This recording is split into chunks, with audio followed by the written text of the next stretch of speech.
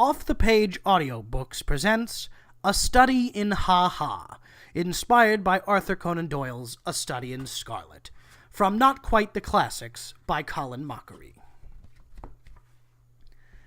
Mr. Sherlock Holmes was usually very late in the morning, save upon those not infrequent occasions when he was up all night, was seated at the breakfast table.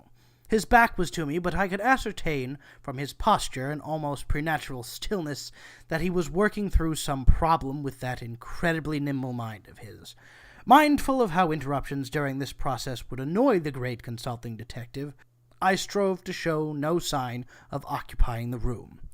"Watson, do sit down," Holmes barked in a tone equal parts irritation and patronizing dismissiveness. "You are one of the few people I know who can actually be more disruptive being stealthy. You're louder than a bagpiper at a Scottish wedding." "I do apologize, Holmes, for disturbing you, but to be fair, I am a tenant here and should be allowed my space to breathe. Would you not agree?"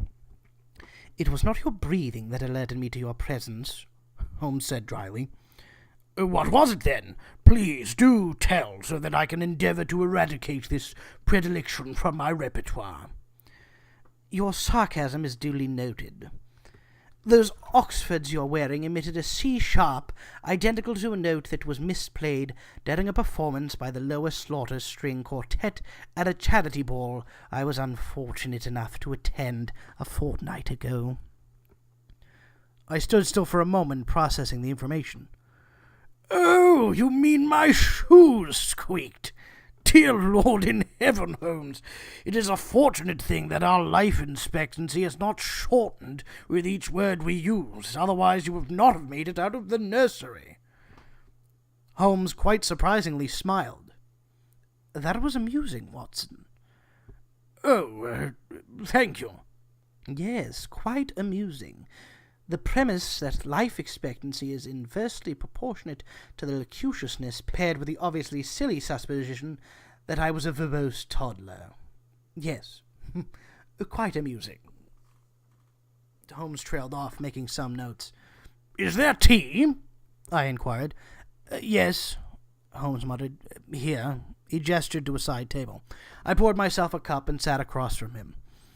"Since I have interrupted you anyway, I suppose no harm could come of my asking what it was that concerns you. So, a new case, perhaps? Is Moriarty up to his old tricks? Or could it be some family crisis with Mycroft?" "Watson," Holmes said, impatiently tapping his pipe in the ashtray, "would you like me to answer, or do you wish to take endless supposition based on not one fact in your possession?" My sheepish silence was answer enough. "Fine. Then let me illuminate you." With that, he bounded out of his chair and, grabbing me by the arm, led me to the lamp on the far wall. Then he leaned back, crossed his arms, and laughed. "Ha! Holmes, have you taken leave of your senses? What are you doing?" "Why, Watson, I was illuminating you." I sneered. "I see. A pun, is it? I suppose you think that hilarious?" "No. Though I was hoping for a more favorable reaction from you. What with the pun being the basest of all humor, I was sure that you would be affected in a highly positive way." "Now look here, Holmes." Before I could continue my protestation, he rushed back to the breakfast table and proceeded to scribble feverishly on some foolscap. I must confess that his behavior was becoming increasingly irritating. I thought I had become quite inured by the eccentricities of my friend, by these ramblings followed by bursts of physical exertion, were beyond the pale.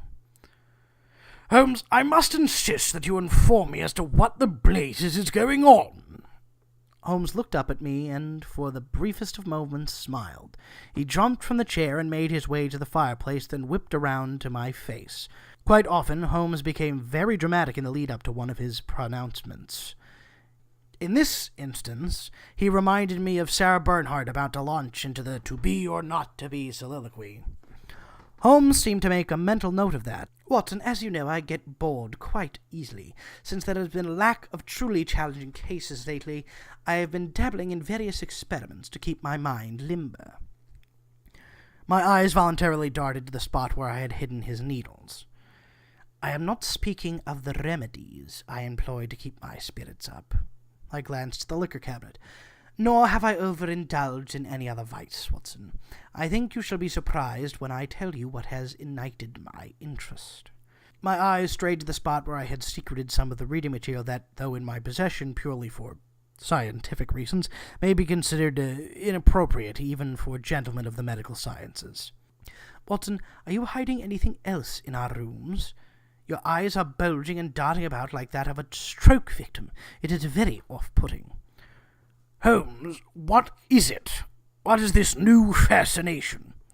Humour. Humour? Humour. I'm afraid you've lost me. Last night, after supper, I became quite restless, his eyes fixed upon me with his customary intensity. I tell you, Watson, you will never grasp what torture it is when I have nothing to occupy my mind. I cannot rest. I must always have something percolating. As I am sure you are aware, I am often trying to perfect my ability to blend in at any event in any location. Ah, yes, your penchant for disguises. Correct. I have perfected a camouflage that will allow me to go anywhere in the city and fit right in. I made my way to... What was the disguise? I asked. It makes no difference to what I'm about to tell you. I made my way to the Linkwoman Puffin, a boisterous pub in... I'm sure it wasn't a beggar. What? Your disguise. Not a beggar. You said it could get you anywhere. Being done up like a beggar would make you stand out in most quarters. A postman. No, not at night, surely. As I have said before, the disguise matters not. May I get on with my story, Watson? A dog! A dog could be most places. Were you camouflaged as a dog? As I said before, the disguise matters not. May I get on with my story, Watson? A dog! A dog could go most places. Were you camouflaged as a dog? Think, man, how could I pass as a dog? Well, you'd have to remove your pipe. Madeline. Excuse me? Madeline was my disguise, a lady.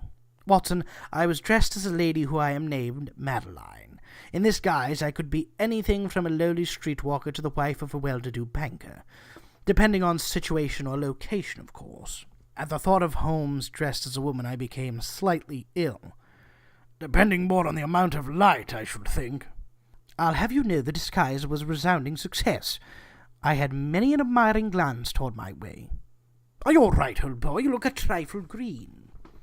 No, I'm fine. Please, finish your story. To test my disguise, I walked around joining various groups of revellers in escalating stages of drunkenness.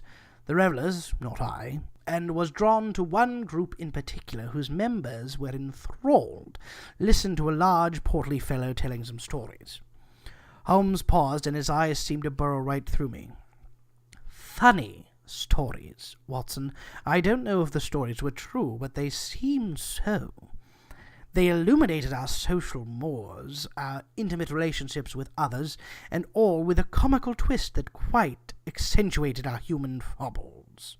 Even I chortled at least twice, and outright golfed 3 times. Holmes fell silent. I felt that I should add to the conversation. Oh! It wasn't much, but it seemed to urge Holmes on. Then the most amazing thing happened. Amazing and infuriating. I said something in reply to one of the monologues, and the crowd, as if they were a single organism, laughed. A loud laugh, Watson. I had never experienced such a feeling. Every nerve ending seemed on fire, and I was flushed with some emotion that I still can't put a name to. It was as if some euphoric drug had just entered my bloodstream. It was the first time I could recall Holmes ever being speechless. It was most disturbing. Holmes, you said it was an amazing and infuriating experience. Why infuriating? Holmes looked at me with almost haunted eyes. I can't remember what I said. Not one part of it. He paused. But this experience has spurred me on to a new endeavor, one that might actually bring me happiness. I call it stand-up comedy. Stand-up comedy? Yes. On the first Saturday of every month, the Lambkin and Puffin stages a talent show made up of the locals performing whatever party tricks they can devise. I will write 10 to 20 minutes of highly humorous material, and I will perform 3 weeks hence. I will write comedy, and I will stand up as I interpret it. Stand-up comedy. A look of skepticism must have travelled my countenance, for Holmes fixed his gaze upon me. Yes, Watson, you have something to say. Well, Holmes, I think that... Well, what I mean to say is that... and this is coming from a place of friendship and nothing else. I certainly don't want... Spit it out, man. You're not funny. Holmes looked as though he had found a centipede in his cockaliki. Not funny? Well, not in a humorous way, certainly. Your sarcasm can be amusing sometimes, if one is not the target of its venomous bite, but I certainly don't think you're as one of the great wits in my social sphere. You laughed at something I said only a few days ago about the grocers, Holmes said indignantly. No, it was not what you said. It was when you banged your knee against the coconuts. It made a funny sound. Coconuts? Yes, coconuts. Holmes inspected his shoes for a few moments. I must confess, Watson, you have hurt me in a manner I did not think possible. I do apologize. No need. It just spurs me on to prove you wrong. I believe I am up to the challenge. He ran to the calendar on the wall and circled the date. On this day, a mere 3 weeks from now, I shall prove to you that I am, in fact, quite humorous. I shall expect you to be in the audience when I take the stage. Certainly, Holmes, certainly. Then, as the cannibal toy-maker said to his friend, the game's afoot. Holmes stood there waiting for a reaction. I could not give him the one he desired. Perhaps you should stay away from puns. I smiled weakly. Holmes glared and then made his way to his study, leaving me with a begrudging sense of foreboding. In the following days, Holmes kept to his study, writing furiously, collecting or discarding premises, joke structures, and other mysterious fancies. After 1 3-hour period hunkered down in his room, he bounded out with such a vigor that I expected him to shout Eureka and explain Archimedes' principle to me. It's mathematical, Watson. All mathematical. I'm sure I would agree, Holmes, if I, in fact, knew what you were talking about. Comedy. It follows the same mathematical principles as music. It is all about the rhythm and emphasis. Da da da da da da da da da. He laughed. It might be funnier with actual words. Before Holmes could dispatch a withering repose, Mrs. Hudson appeared at the door. Mr. Holmes, a package has just come for you. Before the poor woman could finish, Holmes had leapt towards her and grabbed the package and began ripping it open. Well, I never, she gasped. Now, Mrs. Hudson, I'm almost positive that isn't true, Holmes retorted. I'm not sure why, but I burst out into laughter and was at once mortified. Please excuse us, Mrs. Hudson, but we are in the middle of a case that is quite... I don't want to know about it, she said. I shall rent it to accountants. They know how to treat a landlady. I'm sure. She left in a huff. Watson, come in. Holmes held aloft a leather-bound book quite thick and possessing that intoxicatingly musty odor exhumed by only the most ancient of tomes. What is it, Holmes? My dear Watson, this is the oldest joke book in existence. Phigolos, the laugh addict, attributed to a pair of Greeks named Hierocles and Philagelarius. Surely you can't be thinking of using these jokes. They were written centuries ago. How could any of this be relatable today? This certainly will not help your erect comedy. Stand-up comedy, Watson, stand up. And you may be surprised to know that many of these jokes are still relatable to modern times. For example, he quickly leafed through the book. No, that would only work if one knew the ancients believed lettuce to be an aphrodisiac. He raised an eyebrow at me. You didn't happen to know that, did you? No, Holmes, I didn't. Is there any reason I should? No, of course not. Here we go. A misogynist is attending the burial of his wife, who has just died, when someone asks, "Who is it who rests in the place here?" He answers, Me, of course, now that I am rid of her. I allowed myself a chuckle. Yes, I see, Holmes. I suppose drolleries about matrimonial life remain relevant, regardless of the age. Holmes continued to leaf through the book. Not only matrimony, but family relations, stupidity. He stopped at a page. Even flatulence. Things still relevant today. A notion struck me. I have to say, though, harkening back to your mathematical theory of joke-telling, that particular quip was just relayed seemed to have too many beats. It seems to have thrown off the rhythm. Well done, Watson. We'll make a thinking man of you yet. Now, there's no reason to... I'm joking. You are right. There were too many syllables. Of course, I was translating from the original Greek, so I should be allowed some latitude. Watson, with my theories and with the aid of this learned tome, I may be on the brink of being funny. Dear God, Holmes, if this discovery falls into the wrong hand, civilization, as we know it, could end. Holmes punctured that awkward silence. Ah, yes, exaggerism, an exaggerated witticism that overstates the features, defects, or the strangeness of someone or something. Well played, Doctor, well played. And with that, he sprinted to his study. I did not see him until 2 o'clock the next afternoon. He leapt out of his room. During that period leading up to his performance, Holmes never just walked out of his study. He bounded, leapt, bobbed, hurtled, sprung, pounced, and one time he gambolled. Tell me, Doctor, which is funnier, a goat or a duck? I beg your pardon? It's a simple query, goat or duck? Well, duck. At that moment, Holmes dropped down as if dodging a projectile. A few minutes later, he popped up. Did you see what I did there? I mistook your meaning of duck and turned it into a humorous situation. Holmes, have you had any sleep?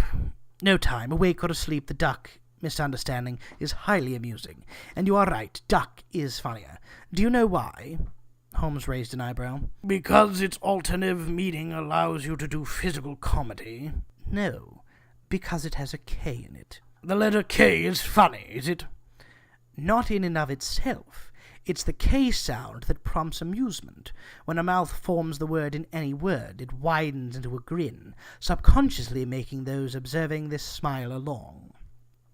Many words that are endowed with K factor among the most amusing in English language.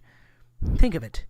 Knickers, scuttlebutt, spelunking. I do have to admit I always have to conceal a smirk when introducing a Kenneth. I studied Holmes' tired face. Would you like me to make you something to eat? I can't remember the last time I saw you indulge in foodstuffs.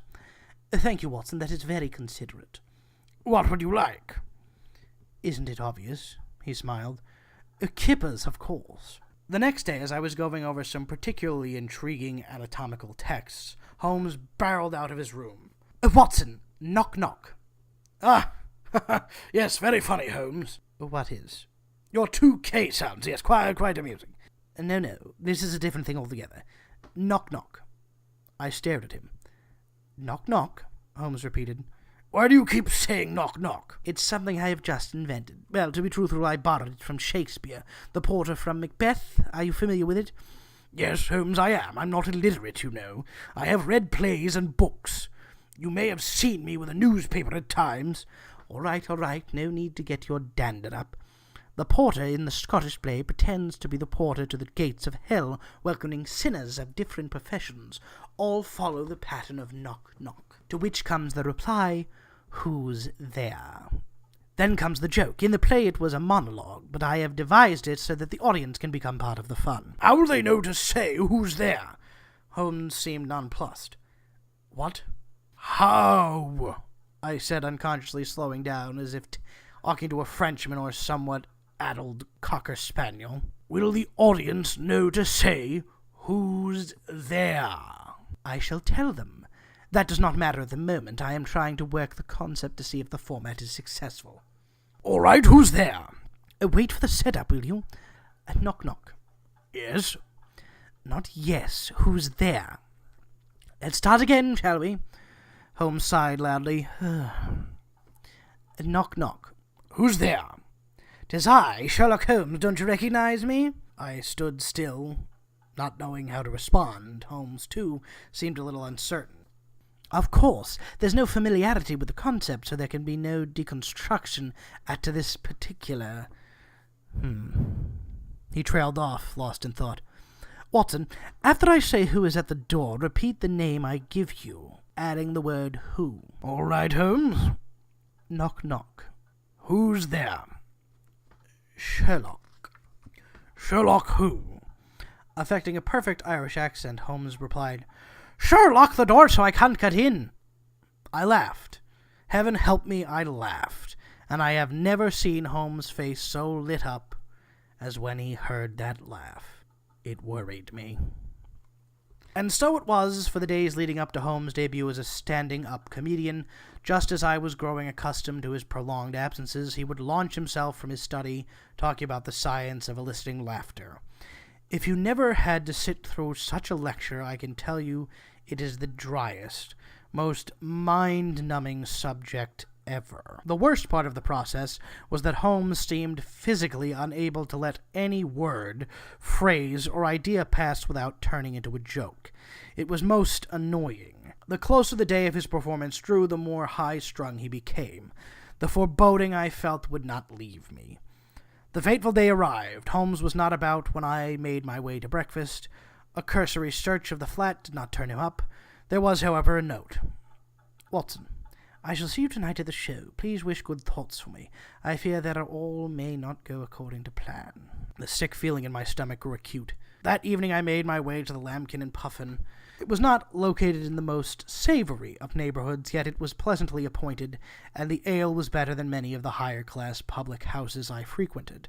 I looked around for Holmes, but he was nowhere to be seen. For a brief moment I entertained the thought that perhaps he had thought better of this venture. Then again I thought Sherlock Holmes had faced dangers that would make the stoutest of men blanch.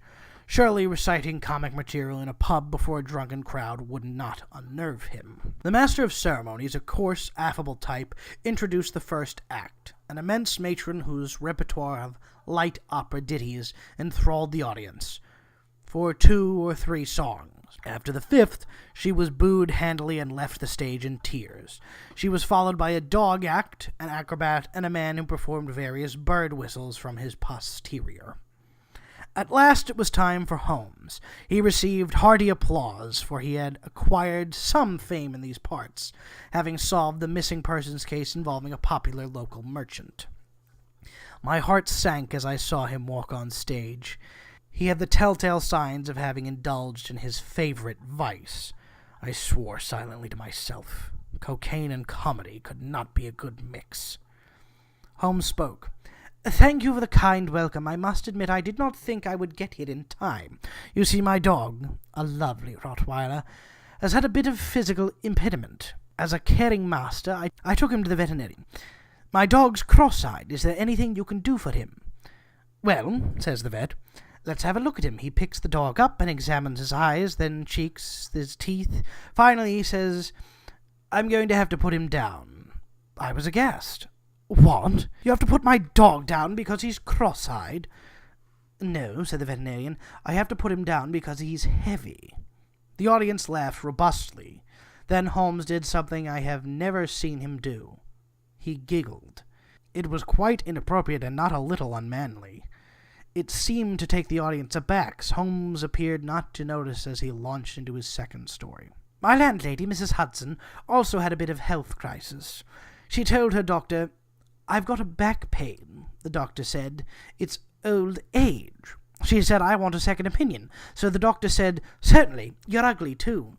Holmes giggled once more. I have to say I was not in the least amused. Mrs. Hudson, while perhaps not the greatest beauty in London, is nevertheless not ugly. I was quite relieved that she had decided not to see Holmes in his inaugural performance. The next joke did little to appease my growing uneasiness. As an expert in various subjects, I am often asked to give lectures to committees and the like. Once I was asked by the Women's Institute to give a talk about sex. I don't mind agreeing to give the talk, but I was a bit worried that my friend and biographer, Dr. Watson, wouldn't like me doing it. He is very prudish about subjects dealing with intimacy. An outrageous lie. But since I had not a voice in these proceedings, I was forced to sit and bear this gross injustice. So, as to spare his feelings, I told the dear doctor that I was engaged to talking to the Women's Institute on the subject of sailing. The day after my lecture, Watson bumped into the chairwoman of the Women's Institute. "I thought the talk Mr. Holmes gave last night was certainly excellent," said the chairwoman. "He certainly seemed an expert on the subject, did he?" asked the doctor. "I'm quite surprised. He hardly knows anything about it. He's only done it twice. The first time he was sick, and the second time his hat blew off." The audience laughed at first, and then the greater implications of the story seemed to dawn on them. That I knew all about Holmes's intimacies, either through his confidence or through personal knowledge. Holmes had called into question the nature of our friendship, making it the butt of his joke. He seemed to grasp this at about the same time the audience did. Again he giggled, this time with a higher pitch than before. The more he giggled, the less the audience laughed. But Holmes noted this too late. Beads of perspiration congregated into rivets of sweat that rolled down his face. A man's... Holmes stopped, his eyes filled with a panic that I would never have thought possible. He had the stunned expression of a cockney in grease. He started to pace. Audience murmured restlessly. One wag at the back shouted, come on, get on with it." Holmes gamely kept on his performance, but in this agitation he seemed to lose his bearings. He was in the midst of remembering what he was to say when he overstepped the stage. In mid-fall he exclaimed, "Oh, sweet dear Lord!" then plummeted to the ground. I am ashamed to say that I burst out laughing along with the rest of the patrons. Holmes' proper demeanor, coupled with the pratfall, was one of the funniest things I had ever seen. I rushed to help my friend, wiping the tears from my eyes. He looked at me with humiliation etched on his brow, and through clenched teeth growled, "Get me out of here, Watson, now." We left the gales of uncontrolled laughter. After his disastrous performance, Holmes would not leave his study. My entreaties went unheard. The food left at his door went untouched.